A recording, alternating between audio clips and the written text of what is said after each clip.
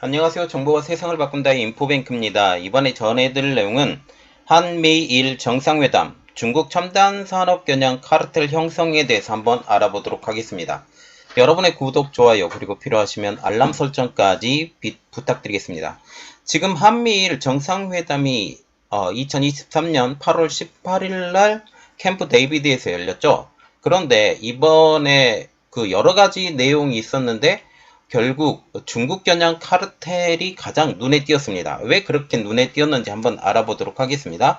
자, 제가 보는 이번 회담의 근본적인 목적, 그것은 바로 중국 첨단 산업을 겨냥한 카르텔의 형성입니다.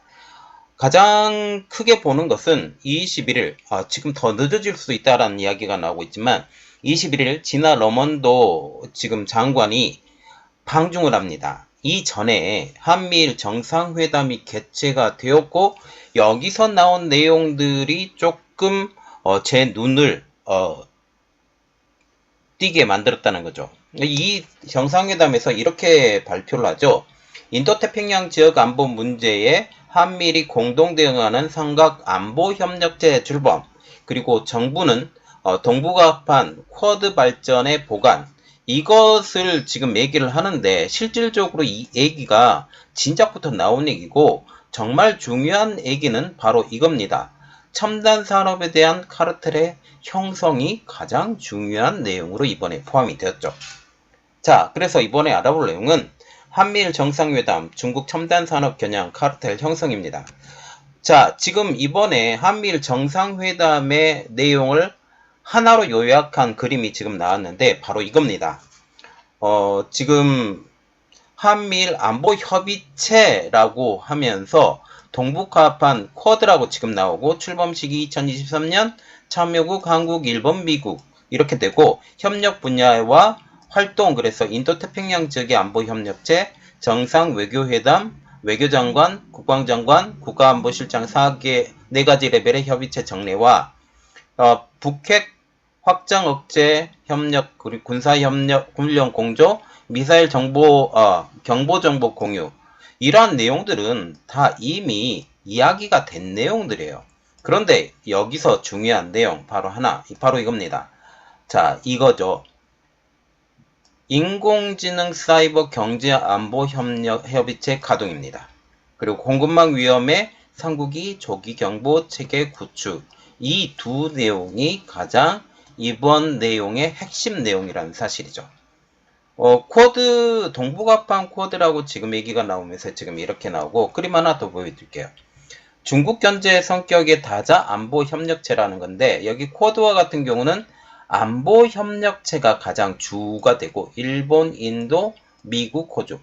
전체적으로 보면, 이 태평양 지역을 중심으로 해서 안보 협의체를 한다. 그래서 연합, 군사훈련, 해상훈련, 사이버 안보. 보통 이렇게 되는데, 오코스도 마찬가지고요. 그런데 이번에 한미일이 했던 것은 그것보다 더 중요하게 봐야 될 것이 중국을 겨냥한 첨단 산업의 견제입니다. 그래서 이번 내용에서 조금 우리가 눈여겨봐야 될 것 하나를 좀 떼서 제가 이야기를 해드릴게요. 인공지능, 양자, 우주 등 핵심 신흥 기술 분야의 공동 개발에 대해서 지금 얘기가 나왔는데, 그래서 이 분야, 인공지능과 양자, 우주, 지금 미국이 재정, 그래서 말하자면 벤처캐피탈과 펀드의 자금이 들어가지 못하게 만든 것이 바로 인공지능 양자입니다. 여기에 플러스 칩 부분이 들어갔었는데 보세요. 인공지능, 양자, 우주는 어차피 같이 들어갈 거니까 삼국이 첨단 기술의 연대를 결성하겠다라고 말한 것입니다. 그래서 한미일 삼국이 AI, 우주, 양자 등 핵심 신흥 기술을 대상으로 공동개발, 국제표준화, 여기가 정말 중요한 것은 국제표준화입니다. 중국이 아무리 국제표준화를 해도 여기서 국제표준화를 먼저 만들어서 표준 기술로 사용하겠다라는 거죠. 기술 보호, 인력 교류, 그래서 전 주기별 협력 플랫폼을 구축하겠다라고 말을 하게 된 거죠. 이를 통해 중국을 견제할 것임을 천명을 했습니다. 그래서 한미일 삼국은 우선 첨단 컴퓨팅, AI, 신소재, 기후, 지진 모니터, 모델링 등 분야에서 공동 연구를 시작하겠다라고 얘기가 나온 거죠. 그리고 새로운 기술 보호를 위한 혁신 기술 기동 타격대. 결국 이것을 뭐냐면 정보 말하자면 외부에서 이 정보를 빼내게 하지 못하도록 이렇게 막겠다라는 그러죠. 그래서 우리가 두 번째로 볼 내용이 중요한데 진화 러먼도 방중 전에 국무장관이 방중 전에 해치워입니다.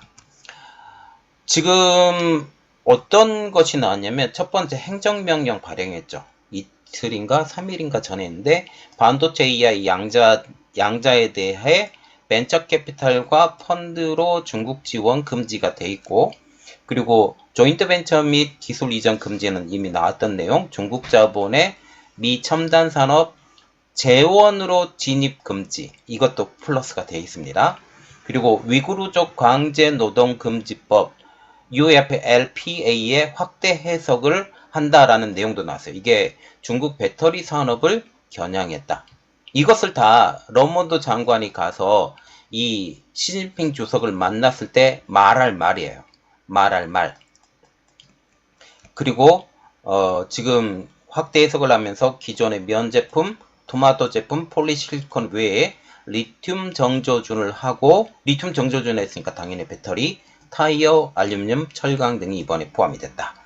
그리고 이번에 한미일 정상회담이 개최가 되면서 AI 양자 우주에 대한 공동 연구, 첨단 컴퓨팅, AI 신소재, 기후, 지진 모델링 등이 이번에 포함이 된 것을 다 한꺼번에 진화 러먼도 장관이 가서 중국에게 선포하고 오겠다라는 그런 내용이죠. 지금 중국에 가서 계속 통보를 하는 미국입니다.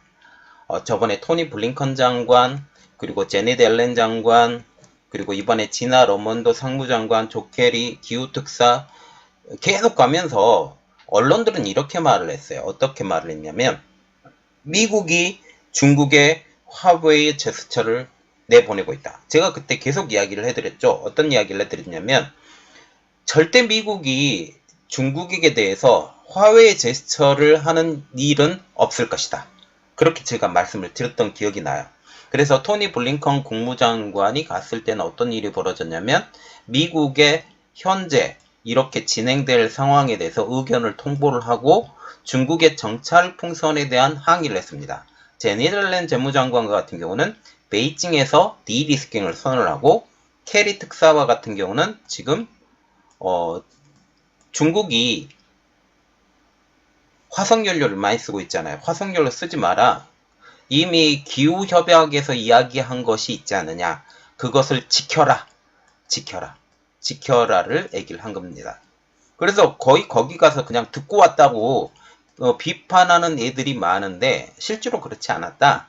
그리고 이번에 진화 러먼도 상무장관이 가는데 이런 중국에 보여줄 선물 보따리를 잔뜩 들고 가는 현재 미국을 볼 수가 있죠. 선물 보따리가 아니라 그냥 통보하러 가는 미국을 볼 수가 있습니다.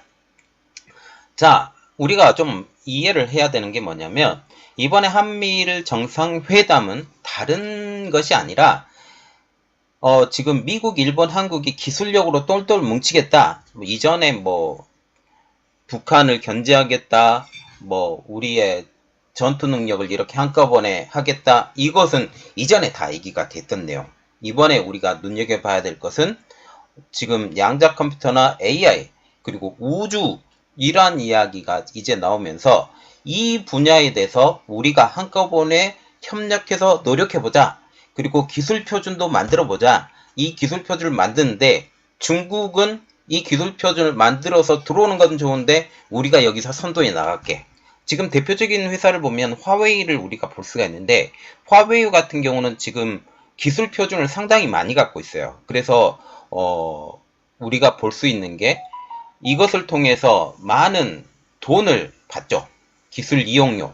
이런 기술 이용료를 받는데 우리가 공동으로 개발해서 중국에서 돈을 받고 중국이 후발주자로 남을 수밖에 없는 중국이 아무리 개발해도 우리가 써주지 않겠다라고 지금 얘기를 하는 것입니다. 이러한 상황을 우리가 이해를 해야 되고 이번에 한국에서 간 것도 이러한 카르텔에 이전에 지금 반도체 카르텔, 칩포동맹, 지금 이번에 또 카르텔 또 만들었죠.